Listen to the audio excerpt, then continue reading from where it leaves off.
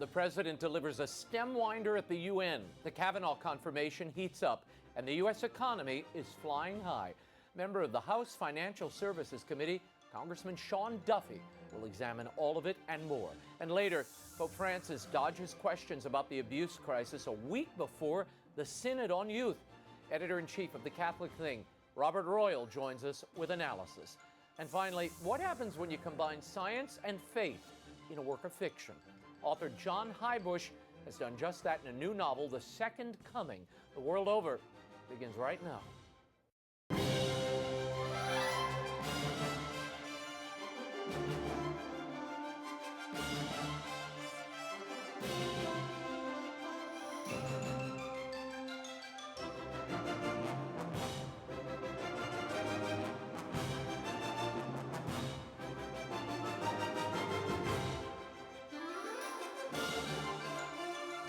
Warm welcome to all of you joining us in the United States and the world over. SEAN DUFFY, Robert Royal, and JOHN HEUBUSCH are all straight ahead. Welcome to Washington, D.C. If you'd like to comment on tonight's show, send me a tweet. I'm at Raymond Arroyo. I'll be live tweeting throughout. Joining me now to discuss the Kavanaugh hearing, the U.S. economy, and more, I'm joined by House Financial Services Committee member and U.S. Congressman from Wisconsin, SEAN DUFFY. Congressman, thank you for being here. Hey, it's great to be with you, Raymond. Thanks for having me on. Well, I don't like the idea that you're not on set with me, but I'm going to give you a pass this time. Judge Brett Kavanaugh and his accuser, Christine Blasey Ford, testified on Capitol Hill today. I've said earlier this week that this is really a credibility contest, not a trial. Your thoughts on what you're seeing here? Have we learned anything at all? Listen, it's not a trial, Raymond, but I was a former prosecutor for 10 years. I dealt with sex crimes, and we always analyze evidence, the strength of the evidence, the recollection of the witness, and a lot of that is missing in the testimony against Brett Kavanaugh. I think this is just straight up politics. This is giving a reason, I think, for Democrats to go after Brett Kavanaugh, and I think the platform and the forum and the length of time that Democrats have extracted from Republicans, I think it's going to be challenging for Brett Kavanaugh to be confirmed. And I many may not agree with me on that, but I just think the politics is stacking up against him, not necessarily any evidence. Wow. How do you think Republicans will be judged or not judged in these midterm elections by the way they handled these accusers of Brett Kavanaugh? Will this have an impact on the midterms, do you think? Well, what we know is that Democrats are highly energized and motivated to vote this coming November. They're not big fans of President Trump. Republicans have been somewhat muted in their energy and enthusiasm to go to the ballot box. However, we know that the Supreme Court process, making sure that you have strict constructionists, people who want to follow the Constitution, that motivates Republicans, that debate and that argument. And so what I think's been taking place over the last week and a half with Brett Kavanaugh and these accusers, I think energizes the Republican base, the evangelical base to come on out and vote to make sure, whether it's in a House race or in a Senate race, that there's a Republican majority to at least make sure the courts are fair. So I think this can play actually in favor of Republican energy. Freedom Caucus members Congressman Mark Meadows and Jim Jordan have said that Deputy Attorney General Rod Rosenstein should be forced to testify regarding allegations that he discussed secretly recording Trump with a wire and using the 25th Amendment to remove him from office. Your thoughts? Is it time for Rosenstein to go, and is that wise given that midterms are a month away? So first off, I believe in transparency. And I think, I have no problem with Rosenstein coming to the House and testifying about what he said and what the context of those remarks were. However, let's make no mistake, Raymond, that Rod Rosenstein, he works for the president. He's in the president's administration, and the president has the authority to keep him or fire him. They're going to go through that process and have a meeting potentially later on this week. And the president needs to decide this. Because the president's the direct employer. Now, as an American and as a congressman, I would love to hear the context of the leading guy on the Russian investigation in the Department of Justice, what he's saying about trying to take out a sitting U.S. president that was duly elected by states like mine, like Wisconsin. That's outrageous, depending on the context. Yeah. I want to move on to the president on the international stage, and then I'm going to bring it home to why this matters, because I know the things he's talking about, the trade deals he's engaging, it does have a real-world impact for many, certainly people in your district and across the country. Donald Trump addressed the UN General Assembly on Tuesday, and he praised America's booming economy. The president touted America's new relationship with North Korea. He also had some tough talk when it came to certain countries. And he had this to say about Iran. Watch. We cannot allow the world's leading sponsor of terrorism to possess the planet's most dangerous weapons.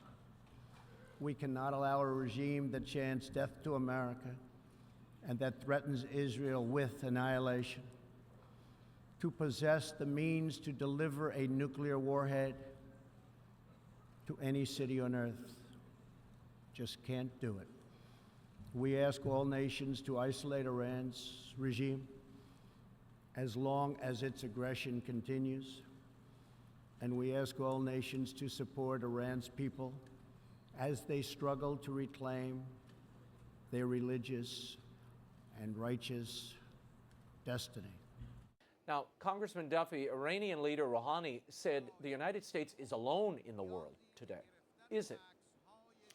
Well, no, first, Raymond, we have to recognize that Donald Trump is clearly identifying the threat of Iran and crisply laying out the fact that we can't allow them to have nuclear weapons. And it's that kind of leadership that I think is refreshing for Americans, but also for others around the world to say, listen, what does the Middle East look like? What does the world look like if you have the radicals, the lead sponsor of terrorists in Iran, with nuclear weapons? This is absolutely unacceptable, and I think it's American leadership again that will prohibit that from happening. But Raymond, in the intro to this segment, you talked about Donald Trump referencing the economy and the economic growth.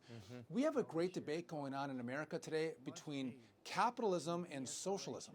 And as Catholics, we look at what socialism does for freedom of religion, for upward mobility, for prosperity, for being able to provide for your family, to actually have a family, and it decimates cultures and communities. Look at Venezuela, Cuba, the old Soviet Union. It never works. And so as we usually debate these topics, right now you got to see what free enterprise American capitalism looks like with a growing economy. We have historic unemployment rates. We have wage growth. We have the middle class growing. This is absolutely amazing. When you streamline regulation, when you lower taxes, things happen where people spend their money, they invest their money, they hire people in their communities. And it's remarkable, but the fact that we're debating and pushing off socialism is, I think, troubling, and one of the issues that are at the ballot box this next election. Sean, at a UN Security Council meeting on Wednesday, the president also had some tough talk for China, and he accused the country of interfering in U.S. politics. Listen. Regrettably, we found that China has been attempting to interfere in our upcoming 2018 election, coming up in November, against my administration. They do not want me or us to win because I am the first president ever to challenge China on trade. And we are winning on trade. Congressman Duffy, the president really didn't offer any proof of interference by China. What do you make of that accusation? And are we winning on trade when the Chinese are threatening billions in tariffs? So, first of all, I think the president gets information and briefings that other members of Congress and the American people don't have. So do I think there's probably documentation and evidence to back up the president's remarks in regard to China's influence in the upcoming election? Yes. And do I think, as tough as Donald Trump has been on China on trade, do they want to see him defeated and his party defeated? Absolutely, that makes sense. This is going to take some time, though, with China, Raymond. I mean, they're proud. They like the deal they have with America in the sense that they can close off their markets with tariffs and non-tariff barriers, all the while manufacturing products and selling them tariff-free in the United States. They have no problem stealing American technology. By the way, when we go to market after our company invested, several millions of dollars in the technology, and the Chinese company that stole it has no cost to recoup, I mean, we can't compete. And so I think Donald Trump's effort to bring parity to trade is overdue, but also it's going to take more time. You're going to see the NAFTA deal come to fruition faster, Europe after that, but this could be a prolonged year-and-a-half, 2-year, 3-year fight with China before we resolve our trade disputes. Well, there was also an alleged Chinese spy arrested in Chicago this week, an Army reservist, we should point out. And there's a new round of tariffs that the president has imposed on $200 million worth of Chinese goods, $200 billion worth of Chinese goods. Now, as you look to the midterms, Congressman Duffy, are the American people worried about these tariffs and the trade wars? I know the Department of Agriculture is promising a $5 billion offset to some of these trade disputes for farmers. Isn't that manipulation of the process? Right. So let's make no mistake, one of the great American exports is our agriculture products. In my home state of Wisconsin, it's dairy and cranberries and ginseng. And when people or other countries see that we're trying to bring equal our trade relationships, what they do is they go after our agriculture industry. We know that the president's trying to help prop them up as they're being attacked, and it hasn't worked thus far. And I would just tell you this, Donald Trump in his speech yesterday said that our farmers are patriots, and he's absolutely right. They love America, they wave their flags, they want us to have fair and free trade, tariff-free. So look at Canada. They want to sell their autos and their auto parts into America. They want to sell their egg products into America. They want to sell their timber into America, tariff-free. But when we want to sell Wisconsin dairy into Canada, they want to charge us 200% to 300% in tariffs on our dairy products. It's just fundamentally unfair. And for Donald Trump to fight to make these things and trade relationships more fair is smart and I think appreciated. With that said, our farmers are having a tough time, and they were having a hard time on their pricing before the tariff dispute, and it's been even harder after. And so I think a lot of them hope that this gets resolved sooner rather than later. But I'll tell you, thus far, they're sticking with the president because they love that he loves America just like them. Well, final question. This economy is certainly hot. The U.S. consumer confidence hit an 18-year high. Unemployment is down to 3.9%. What impact will all of this have in the midterms? We look at these generic ballots. The Democrats seem to have a 12-point advantage. But at the same time, favorability among Republicans rose by 9 points in the last poll, where you're actually above the Democrats by a point. What do you make of all that? How do you think this is going to shake out? Yeah, I don't think Americans like chaos. And if you look at the hearings in the Senate, they see that as chaotic.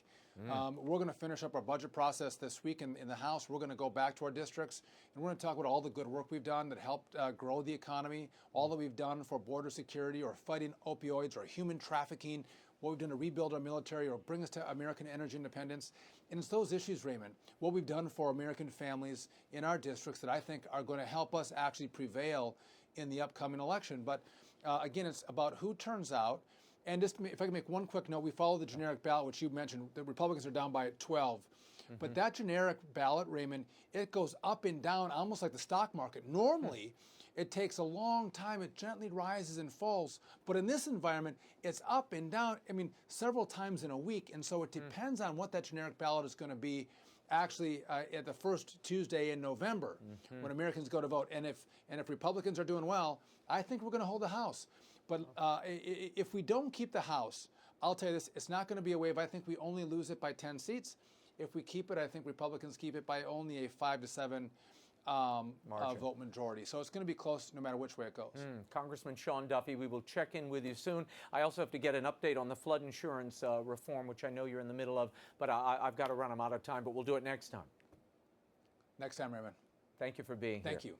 Robert Royal is next, but first, some news to share with you. As reported here last week, the Vatican has entered into a landmark deal with China, agreeing to cooperate with the communist atheist regime in the appointment of bishops.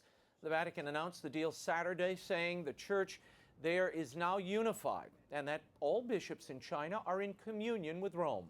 On Tuesday, during his return flight from the Baltics, Pope Francis acknowledged the deal will cause suffering among the underground faithful who have resisted the government-run church for decades, and he takes full responsibility for their pain. More on this later with Robert Royal.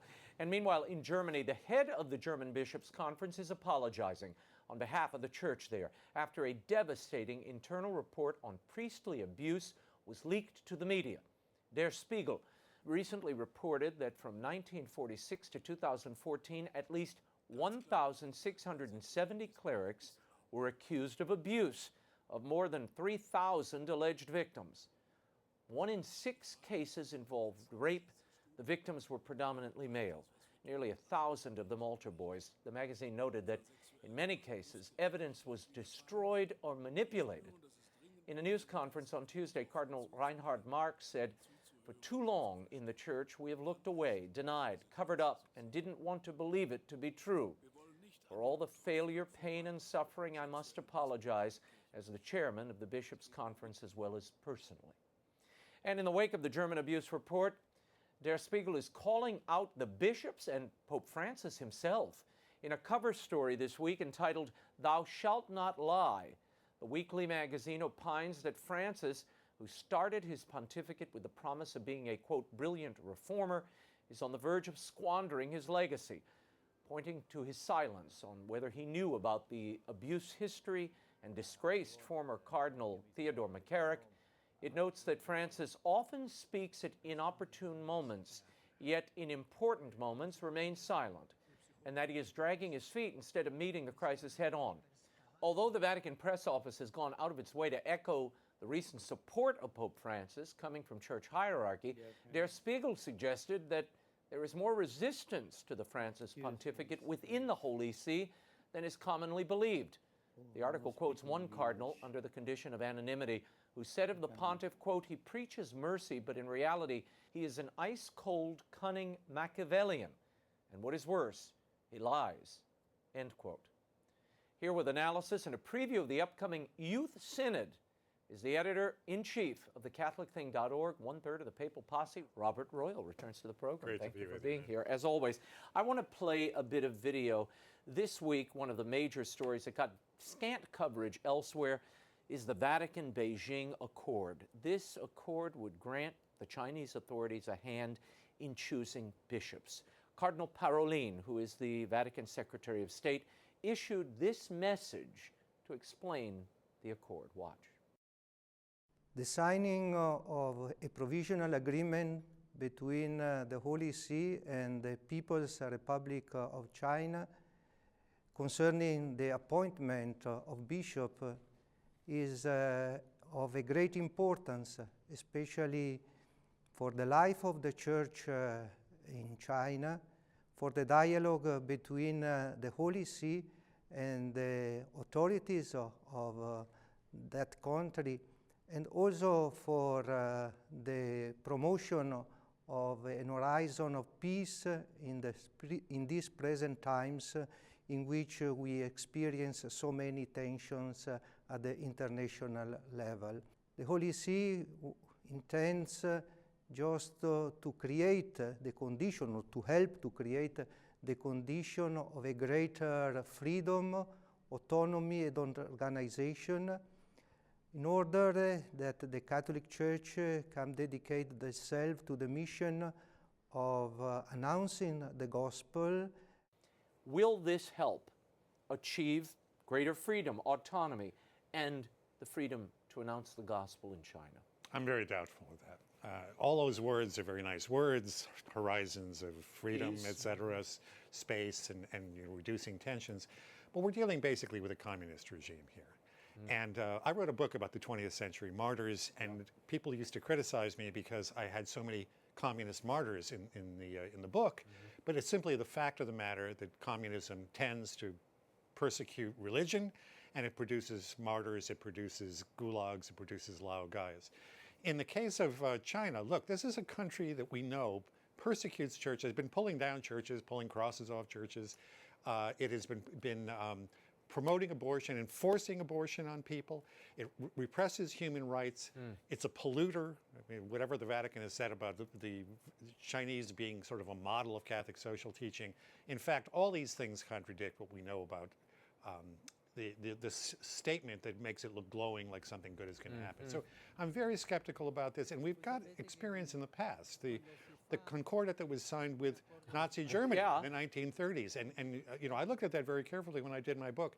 Those people at the time said, well, there's no way to restrain Hitler, at least maybe we can get him to live up to some parts of this agreement, and that just failed miserably. Look, if you try to imagine concretely, forget about the theory for a moment. Yeah. Concretely, what advantage does the church get in these circumstances? This is a country, as we know, that persecutes religious people, that throws people into gulags, they call them laogai there, that forces abortions on people, that is a tremendous polluter, whatever some figures in the Vatican say about the Chinese being almost a model of Catholic social teaching is kind of crazy. So if you look very concretely at what advantage does accrues to the church by having this agreement with the Chinese, it's hard to, I can see what advantage the regime has, because now it has sort of unified control over the church to a certain degree, because there's going to be some resistance in the underground church. But what is the advantage for the church? There are some people who try to make this case that now there'll be a dialogue going on, but it's a dialogue with the devil. No, I've heard that. It's the opening of a door. Some have criticized us for having Cardinal Zen on these airwaves, but I've known Cardinal Zen now for almost 2 decades. I know a lot of people in China who have such respect for him. It's obvious the price he's paid for standing up. He was part of the Vatican Commission at one time, which they shut him out of as they fast-tracked this deal. They didn't want any native Chinese speakers being involved in the process because he understood the minds and the hearts of these Chinese dictators and how they see the church. Had I been the Pope, I would have put Zen as the lead negotiator. You may have not gotten very far, but you wouldn't end up where you are now. Now, some people say, indeed, the Vatican is trying to make the case that this is just a continuation, Robert Royal, of what John Paul II and Benedict intended. This is the fruition, the blossoming of that interaction. Do you agree with that? Well, yeah, there was a process. There was a conversation going on, but it never fell over into what I think is people write me and say that this is the largest betrayal of authentic Catholics in the history of the church. I don't know if that's true or not, but at least a couple of people who I think are very well informed have said this sort of thing. I wrote a book on the 20th century martyrs, and I got criticized in some quarters because there were so many communist martyrs in my book. But it's simply a fact that this murderous ideology, and let's not forget that however different China may be in certain respects, it still has that general profile. So you look at them and you have to expect that similar things that happen in other countries are going to happen in China. And if we look back, for example, at the Cold War, who are the figures that we really admire? Sheptynsky in Ukraine, Wyszynski in Poland, Mindszenty, Stepanak, all these resistors. And I think when we look back at this moment in history, I don't know, 50 or 100 years from now, we're going to say Zen was right, and the softer approach led to disaster. I want to share this with you. During the Pope's press conference on his way back from Estonia on Tuesday, Pope Francis took responsibility for this controversial deal between the Vatican and China. He acknowledged that the deal over the nomination of bishops will cause suffering among the underground faithful. He said this: "You know that when you make a peace agreement or a negotiation, both sides lose something. This is the law, both sides. And you move ahead. I think of the resistance, the Catholics who have suffered. It is true they will suffer. Always in an agreement there is suffering. They have faith." Well, my Twitter followers exploded over this when they read that statement. I even had some Chinese respondents who were, livid over this. Is this basically saying you underground people who have been under house arrest, tortured, had families separated, been murdered, or had members of your family murdered, lump it. We're all one now. We have unity, and that seems to be the big goal here. We have unity. But people don't understand because they don't get this situation, and I guess we've been following it for so long. There's the Catholic Patriotic Association, which is essentially a government-run fake church with the exterior, but the government runs it. And then you have the authentic Catholics faithful to the Pope who've been living basically in persecution for all these years. The Pope is saying, we're bringing you all together now. You can come out of the shadows. Legitimate, what he said there? Well, there's a little bit of fuzziness between the two of these, and it's a strange thing in China because that's the particular case on the ground, that there seems to be just a little bit of bleeding over from one thing to another. But I think it's unfortunate that the Holy Father put it that way, because if you say both sides lose something, I go back to this. I know what the church lost. Yep. I think we're going to see more and more aggressive moves on the part of the Chinese regime to take control of the church. That's clearly their aim. They've always proposed that, not only for the Catholics, but for Protestants and even on Christians. They don't like having independent sources of moral authority in communist outside regimes. of China. So we know what the church is giving up. What is China giving up? I don't see this equivalent that both sides have given up something and both sides are suffering. We know what our underground friends, who we trust and proclaim as heroes and sometimes martyrs, as you rightly say, we know what they're giving up. What are the Chinese giving up? Well, I can't see anything. Megachurches are being destroyed. You've got a million Muslims in their own concentration camp. I mean, religious freedom is not a bright light in China. It's just not. And you say, what is the church giving up? 7 bishops who were excommunicated, not appointed by Rome, are now granted full privileges and brought into the fold, while 2 legitimate suffering bishops, old elder bishops though they be, of dioceses, are basically being asked by the Vatican, have been asked to move aside. So these illegitimate bishops, who yesterday were illegitimate, today are perfectly fine, to take their place. How is that fair, just, merciful to the people who've been suffering and bleeding for decades on the ground there? I don't see it. I don't see it either. My friend George Weigel has said, I think quite cogently, that when communism falls in China, which it will, because communism... Well, it always falls. Communism contradicts human nature and it will eventually fall. Could take a while. But as he's rightly said, I think, when that does happen, and people look to the churches now to provide sort of moral fiber to the ongoing future of the society, who are they going to look at? Are they going to look to the people who resisted, or are they going to go to look to the people who cooperated? So it's I think it's a high-risk move that the Vatican has made, and I hope I'm wrong about this, but I don't believe it's going to turn out well. I want to move on. Pope Francis gave this anecdote when he was on that papal plane ride, and he referenced this agreement saying this: when there was a famous communique of an ex-apostolic nuncio, the bishops of the world wrote me saying clearly that they felt close, that they were praying for me. The Chinese faithful wrote, and the signature of this writ was from a bishop. Let's say it this way: of the traditional Catholic Church, from a bishop of the patriotic Church, together and faithfully, both of them. For me, it was a sign from God. I want to move beyond the little anecdote about China and reference what he said early on, which was clearly indicating that the Vigano testimony, he talked about a famous communique from an apostolic nuncio. Do you think that's still preying on the Pope's mind, even though he hasn't really addressed it much? He mentioned it there. It is. We have seen through a number of the homilies that he's given at Masses before he went to the Baltic states that he's been talking about people who are accusers, and that the devil is an accuser. And I mean, it's just impossible to imagine that after charges like that, it's already been several weeks, but still after charges like that, any person would still be going through these charges and trying to figure out what's true and what's false and how to respond to it. So yeah, I think he's preoccupied with this. I think, again, unfortunately, he's gone on this road of saying that you are an accuser, like the devil is an accuser. Right, he's been saying that in homilies. That the devil is the one who accuses sinners rather than forgiving the way God does, and tries to create scandal and division. Right. However, we're dealing with many cases of sexual abuse and the cover-up of sexual abuse. And this means that who's the first accuser in these cases? It's the victim. We don't know about these things unless a victim comes forward and is willing to go on the record. Right. So it's unfortunate that I think the Holy Father is mixing what is true at a very high theological level with a set of circumstances in which crimes have been committed and people have been sometimes unjustly accused, but usually unjustly ignored in these circumstances.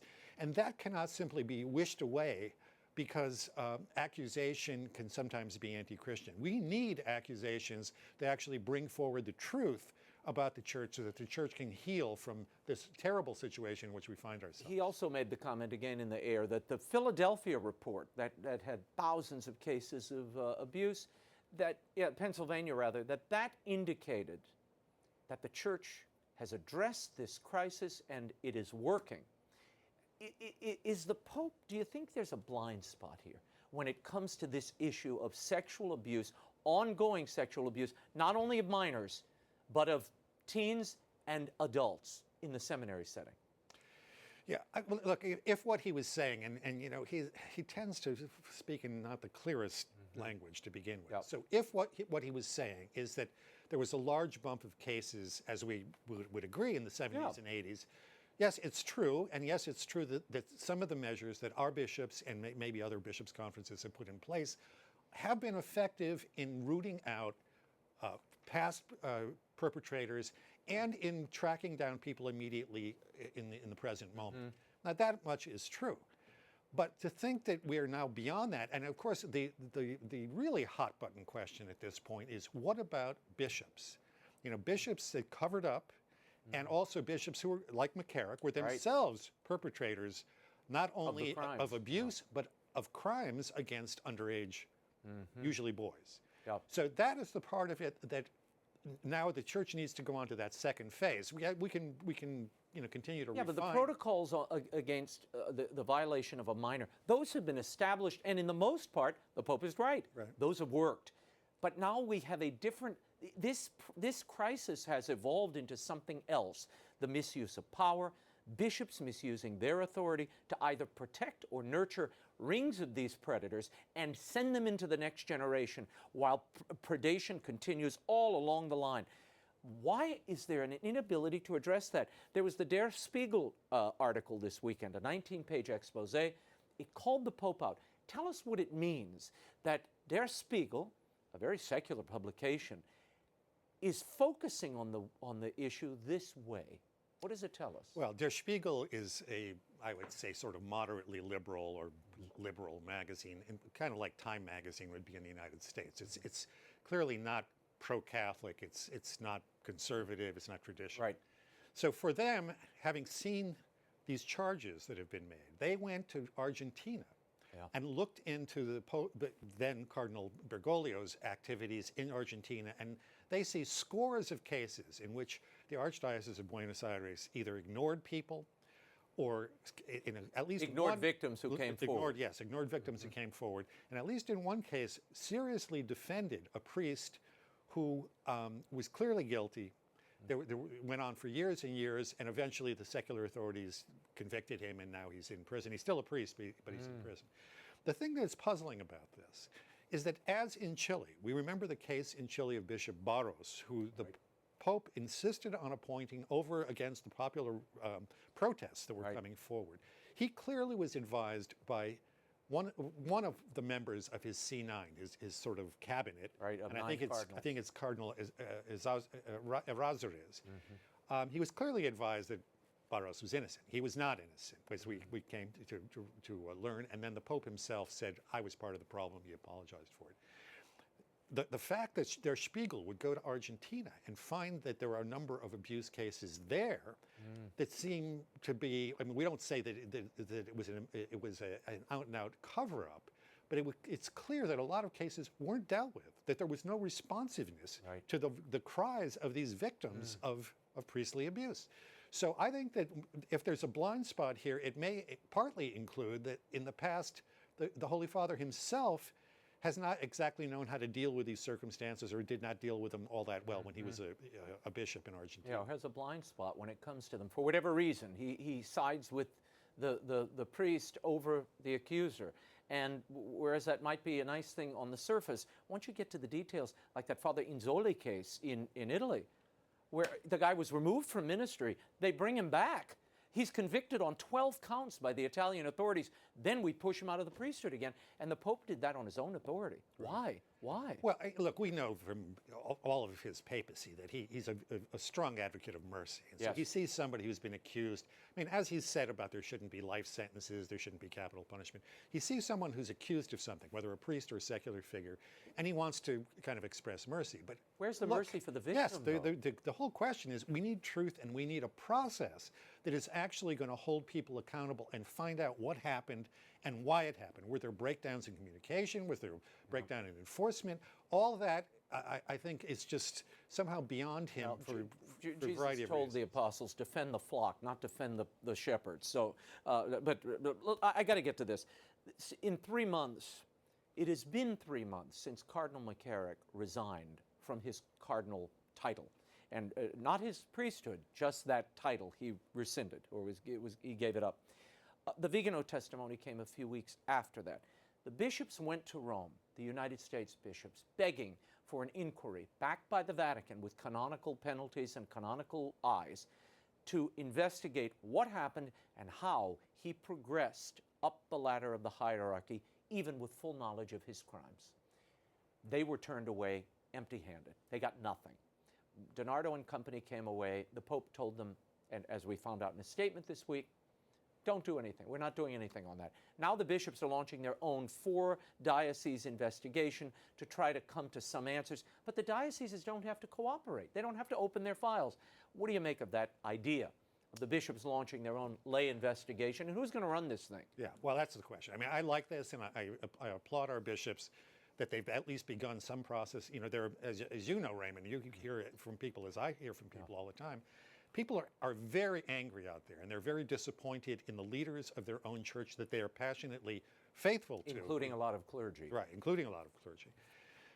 If this investigation is carried out properly, if there is credible information that they are able to obtain, if these are independent persons who can report back, and if there is stonewalling or resistance on the part of any diocese to cooperating with this investigation, that should be made known publicly, because it indicates there's something awry. If we cannot come clean within the United States about a limited number of things that people are going to look at in these 4 dioceses, right. New York, Metuchen, Newark, and Washington, D.C., where McCarrick was active. If we can't clean that up ourselves, we'll never get anywhere. But I think the most distressing thing about what happened to our bishops in Rome is that the Holy Father is unwilling to go any further than that. And I don't understand this, because actually the promotion of McCarrick through the ranks far predates his papacy. How do you think that happened, Bob? Well, I think there's a network of people who protect and promote one another. And it goes right up to the top. Right. You see, this is why my gut is the reason they don't want to have an official inquiry with the cardinal investigators made public is because it will reach right up to the upper levels, and it will embarrass those very near the Pope. I would say, and look, I'm only speculating about this, but this is an informed speculation on my part. It seems to me that Cardinal Maradiaga, who's a close friend of both the Holy Father before he became Pope, and he's on that the C9 group, and also he was a very close friend of McCarrick's, and they did a lot of work together. I have the feeling that we see that McCarrick was somehow rehabilitated. Now, this is really the problem at this point. You know, however he got through up into the hierarchy, that's worth investigating. But bringing him back after 2013, basically from the dead, and even secular sources have confirmed that he was retired, he was not really active in anything any longer. Somebody helped that happen, and I have to believe, at least it's my own belief, that it was Cardinal Cardinal Maradiaga. And that brings, again, some of the Pope's closest collaborators into the spotlight, because if that is true, and then McCarrick begins to influence the appointment of bishops in the United States, Cardinal Supich out in Chicago, Cardinal Tobin in Newark, perhaps even the appointment of Cardinal Wuerl in Washington, D.C., and others. I mean, and others that we can look to. I mean, this really brings us to the heart of the upper echelons of the Church in the United States and processes in Rome as well. Yeah. Well, we're hearing these stories, scandals breaking in Germany, which Cardinal Marx came out this week and apologized.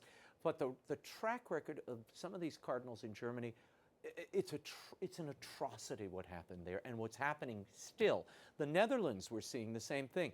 Where do you think this goes? How long can the Vatican simply look away and say, let the local church handle this? I think they're going to try to look away as long as possible for the reasons that we just kind of outlined, because there are many persons who have been compromised in a greater or lesser extent in this entire process. But look, this is not going to go away. We know the Chileans are already, the Chilean secular authorities have gone in and subpoenaed records and whatnot. I don't know if this will happen in Argentina, because Argentina is such a corrupt place. It could get buried or it could not get buried. The investigation is taking place here, it's taking place in Ireland, it's taking place in Australia. And I think it's because of the secular authorities that it will be impossible to ignore this. I think the United States is fortunate that we're, in a way, as frustrated as we are with the slowness of the process and actually getting down to who's responsible. The United States is taking a bit of a lead here, as we often do in international matters. So if the secular authorities press forward with this, I think that the circle of protection is going to shrink and shrink. And at some point, I hope that Rome recognizes that the only way to make this go away is to come clean and have transparency, not about everything, because there do need to be some matters of discretion. You know, people commit some small peccadillo, but I'm not talking about abuse or cover-up of abuse. Serious things like that have to be now uncovered, because the light of day is going to come whether they want it or not. Yeah. There's a story in Chicago that I've gotten hammered with emails all weekend from viewers wanting to know more about. This Father Kalchik, he was an associate pastor, becomes pastor. There was a rainbow flag over the sanctuary there. It was taken down, it was put into storage. When he came in, he said, we need to have an exorcism here. This church was known as kind of the gay parish, and he felt an exorcism was needed. There was an announcement that the gay rainbow flag would be burned outside of the church. Cardinal Supich said that shouldn't happen. Parishioners took it upon themselves to burn it. The priest did the exorcism. Long story short, Supich has removed him from the parish temporarily. Says he needs counseling, needs help. What do you make of this story? Well, actually, he fled. Yeah, well, now he's in hiding because he doesn't want to undergo the therapy. Right, because they would send him to one to St. Luke's. They said they're going to send him to St. Luke's. And, you know, the history of St. Luke's is just, I mean, we can't even get into it, but men are hanging themselves over there. There's been money stolen. It's a nightmare. Why we would send anyone there, I don't understand. But Well, look, I mean, this is the great irony of the moment in which we find ourselves. We have priests who are celebrated for promoting homosexuality, and I'm going to say that quite pointedly. They can talk about being receptive and open and whatnot, but it's promoting homosexuality. And someone who just stands up for what I still believe is in the Catechism of the Catholic Church about the teaching about sexuality. I mean, not to denigrate homosexuals, not to perpetrate violence or injustice against them, but someone who stands up about the fact of what homosexuality is according to Catholic teaching, official Catholic teaching, has to go into hiding at this point. I mean, the irony of this is stupendous. That we've got open pro-gay priests walking around, and a man who makes this gesture, which doesn't mean he's doing anything wrong against gay persons in particular, has to go into hiding. So it's a strange world that we're in. Right. I want to move on to the Youth Synod. Archbishop Chaput this week issued an article where he laid out a 4-point critique of the preparatory document that really is going to govern the debate that you will be covering in Rome throughout this Youth Synod. And here are the critiques. The document displays a pervasive focus on social, cultural elements to the exclusion of deeper religious and moral issues. It has an inadequate grasp of the Church's spiritual authority. There's only a partial theological anthropology, a relativistic conception of vocation, and finally, an impoverished understanding of Christian joy. They also say that LGBT issues are going to somehow be highlighted in this synod. Your thoughts on all of that? Reading the document and about to take part in the synod? Yeah, I'm leaving on Sunday night to go over to Rome for the entire month of October, and in a way I'm dreading it. I mean, I love Rome, but in a way I'm dreading this, because all that you just read is true and more, because I think as we go along, we're going to try to do some regular reports from the Catholic thing. I hope daily, but we'll see if it's possible to do that. But all that and more is already in the hopper. And if I had to just come up with one image for what this is like, you know, a pair of parents listening to a child, right? I mean, you have to listen to your children. But the parents have the ultimate responsibility to move the child into a more mature, fuller understanding of what the world is. Instead, with I think this focus on sociology and sort of contemporary youth attitudes, it's good to know what they are, but I think we already knew before we had a youth synod. The question is the dynamic going to be the Church is going to move toward that, or is the Church going to find ways to help talk to young people and elevate them from a culture that's highly toxic in its own right, but from a Christian standpoint is even more more so. I mean, it blocks out many of the avenues of grace and of truth that we think are essential to human life. So my guess is, and I'm very happy that Archbishop Chaput brought that out. And by the way, he says it's a distinguished North American theologian, so it's not him, it's someone else who's asked to look into this. So we need to get ideas like this in circulation. And I think our American delegates, who are generally quite good, DiNardo, Robert Barron, Caggiano from Bridgeport, and others, Chaput himself, Jose Gomez from Los Angeles. These are some pretty solid guys. So I hope that they're going to play a major role. Chaput is on the committee for synods. There were 5 members, I think, of that committee and that he's on. So he gets to help shape things. I'm not optimistic about where this is going to come out, because it seems to me that the structure of it and the way that this document front loads a lot of issues will take us into the swamps, but let's pray. How can they credibly have this synod in the midst of a global sex abuse crisis that directly impacts the lives of the youth that we're listening to? Yeah. Well, as you know, 2 bishops have decided they will not attend. Right. Cardinal Tobin was personally appointed by Right. Pope Francis, and because he says of the uproar over abuse in Newark, he asked to be excused. And a Dutch bishop. And we can imagine, we can imagine what it must be like in Newark if he doesn't think he can go over to Rome for an important meeting like this. The Dutch bishop, I think, more candidly said that this is not a good time for the leaders of the church to be talking about how they're going to shape the youth of the future, because there are just too many questions in the air, and lots of the major participants are implicated in these questions. Well, we will leave it there. Robert Royal will check in with you throughout this synod, and safe travels. You can follow all of Robert Royal's commentary, his reports, at thecatholicthing.org. Finally tonight, he's currently the executive director of the Ronald Reagan Foundation and Library, but his former life reads like a novel. He's been a Pentagon analyst, a Capitol Hill staffer, and he's even led an expedition to recover the remains of Amelia Earhart.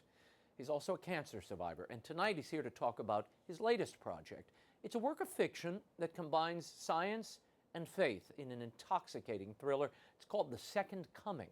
I sat down with him recently here in D.C. to discuss. Here's my interview with JOHN HEUBUSCH. John, I want to start with this really new voyage for you into fiction, sci-fi fiction. The first book was about the Shroud of Turin, the Shroud Conspiracy. This one, The Second Coming. Why fiction? You'd never done this before. I haven't, Ray, and I've written everything from speeches for presidents to position papers, op-eds, letters from members of Congress, the whole thing. But I never thought I had a real novel in me. I didn't think I had the stamina and the patience to write a fiction novel. So for me, it was a challenge. Can I just sit down there, chain myself to the desk, and make it happen? And here we are with the second book. Wow. Tell me why the Shroud of Turin, which figures prominently in both the first book as well as this sequel, and it is a proper sequel. I mean, the stories very much continue. That's right. The Shroud Conspiracy, the first book. The sequel is The Second Coming. And I picked the Shroud because, as you know, there's no relic in the history of mankind, no religious relic as remarkable but also as controversial as the Shroud of Turin has been, and for all the reasons you know about. I've never seen it in real life, up front, close and personal, but I have studied every possible image of it that I can find, and so I just find it fantastic. And give people a sense, I don't want to ruin the book for people, but give them the tease on the conceit of the book and the line that really runs through both of them. And it concerns the Shroud and particular blood on the Shroud. That's right. These are books where science and faith collide. There's an atheist forensic anthropologist who believes the Shroud is an absolute fake. He sets out to prove it. And in this journey, in the process of trying to do that, he begins to have doubts about his doubts, and the reasons for that is that his scientific work begins to uncover that the Shroud is real, and so many others figure that out as well, and they want to change the world as a result and do some very tricky things with science to make that happen. Yeah, this plot, I have to tell you, I was not prepared for where this plot goes. It is a wild ride. Why did you decide to go in that direction? Where did this come from? You know, when science and faith collide, it starts to place fundamental questions in the forefront, and what better vehicle to do that with than the Shroud of Turin. Half of the world believes it's a fake. The other half, if you're a Christian, if you're Catholic, you absolutely revere the shroud as the burial cloth of Jesus Christ. And what I tried to do was make a book that was about a search for faith, a search for meaning, but to do it in a very modern sense where we use science and DNA and droplets of molecules of DNA taken from the burial cloth of Christ. And I created probably one of the world's biggest what-ifs. What if science tried to bring about a second coming of its own kind? And what would be the fallout for mankind and for those of faith? Tell me, I want to go back a little bit into your personal story. For a time, you were president of something called the Wait Institute. You all undertook the exploration of finding remains of Amelia Earhart, condemned books of the Bible, the Gospel of Judas, you all set about to discover and authenticate in some ways.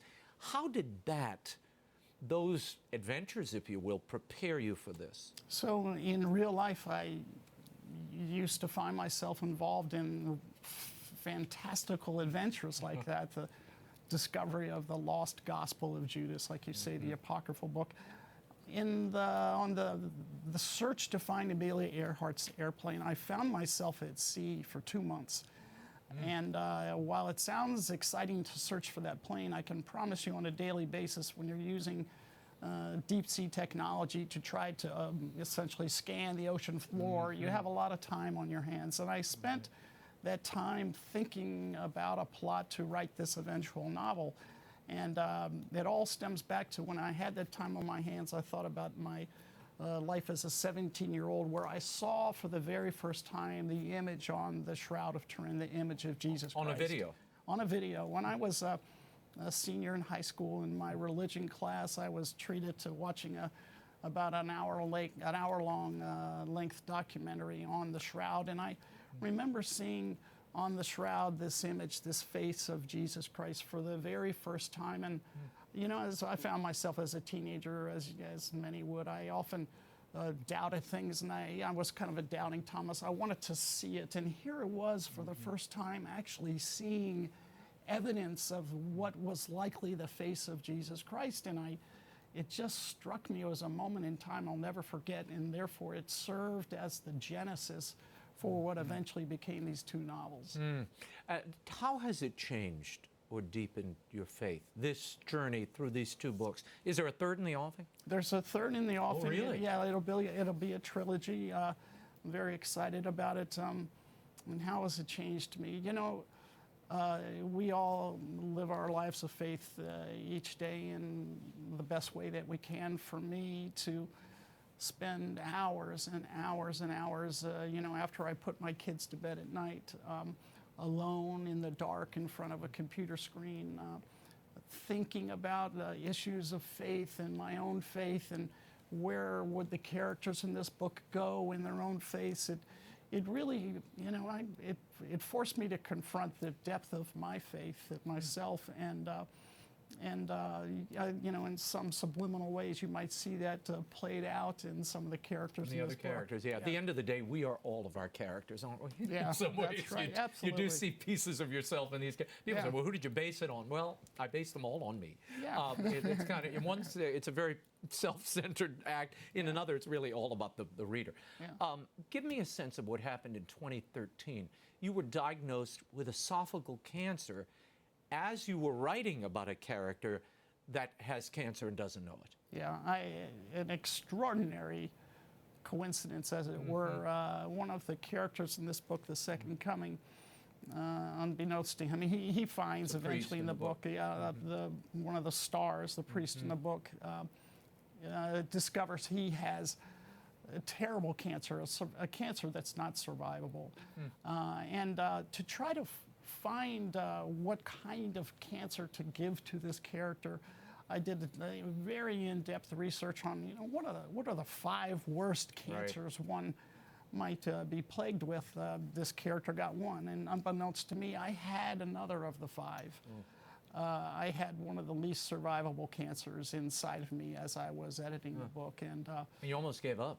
yeah, I almost did. I finished the book because I actually felt I might not have that much time left. I wanted to make sure it was complete. And but fortunately, I'm a living miracle. The fact I'm still here now, 5 years later, has confounded all 5 of my doctors and some of the world's greatest cancer specialists. So I'm fortunate to be alive, and I think a great reason for it, in part, is my faith. You told me you took a trip to Lourdes at one point. I did. How was that? You know, it's interesting. In this book, both science and faith are conjoined, and in my life, I am also, I think, an example of that, because I was a patient at MD Anderson and in some of the foremost cancer clinics in the United States, and I was the fortunate benefactor of receiving some of the most leading-edge medical treatments available from science. Combined with that, I also wanted to put my faith to work as well, and I made a trip to Lourdes, and I went from toe to head into the miraculous waters at Lourdes. And from that visit forward a year and a half ago, combined, I think, with the medical treatments I received, I've discovered to be cancer-free. So I really do sit as a miracle here today. Yeah, and the book considers the brush and intersection of the miraculous, the inexplicable, and science trying to grapple and even control what is inexplicable, and then what happens as a result. I mean, it does grapple with all of those things, but, you know, we should say, you said earlier, this is a kind of sci-fi fantasy thriller, and you know, and it's framed in that way as well. It's not, you know, it's not an exegesis on the Shroud of Turin, though there were things I learned here, even having studied it for a long time. There were things that I had forgotten or didn't know that you bring out in the book that are based, in fact.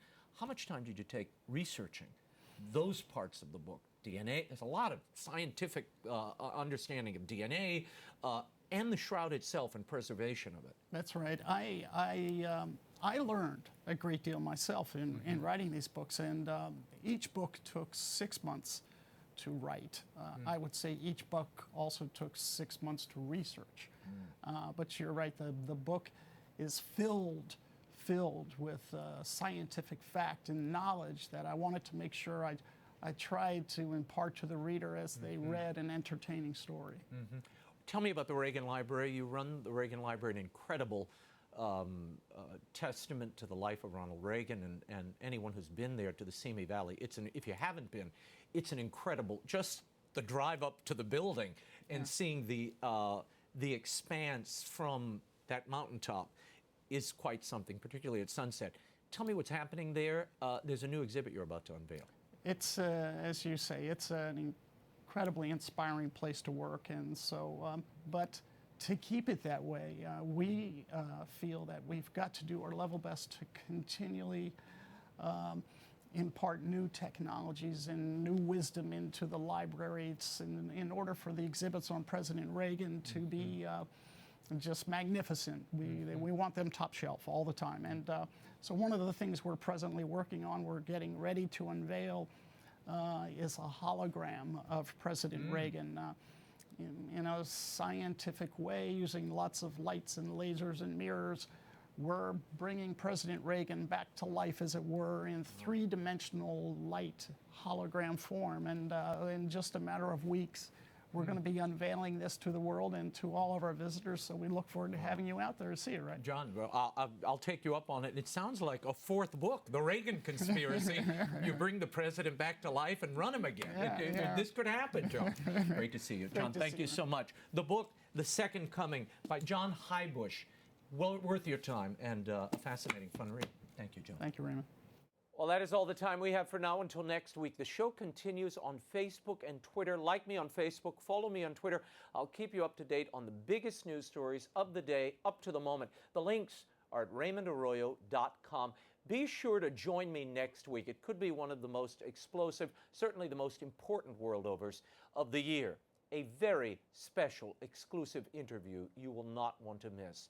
Until then, we'll be scouting the world over for all that is seen and unseen On behalf of the staff and crew of EWTN News, I thank you for watching. I'm Raymond Arroyo from Washington, D.C. Bye now.